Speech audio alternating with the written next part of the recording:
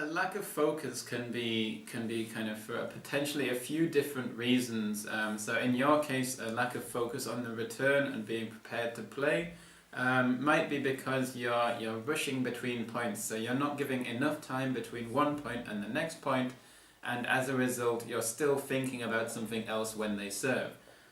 You may have slightly poor overall concentration, and this is just having its biggest effect on the service return, so it's something that you need to work on in general and not just this area.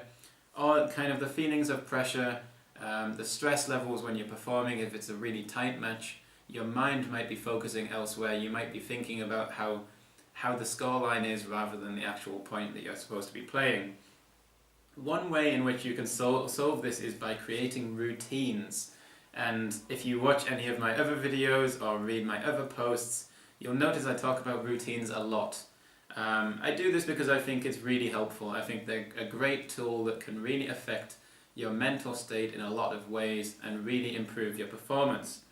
So routines can prepare your body and prepare your mind to be ready for what needs to happen. So in this case, you need to be focused for the return and ready to play.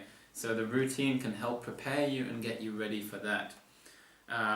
The way in which you do that is to associate this routine that you practice, this routine that you decide on, with focusing on the return. So if you can focus this routine and practice this routine so that you get good at focusing on the return after it, then you can do this in practice and build up this association, and afterwards then you can put it into a match and will realize that it will work better. This routine can be kind of the process in which you forget about the last point, think about how to play the next point, and then play it, and being ready to play it.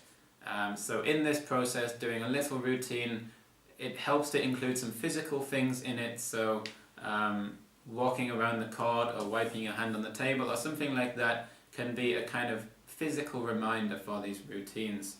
And if you include these routines, then you should be more ready for the next point, and you should find it easier to focus on the actual return of serve, because you're not concentrating on different things when you should be.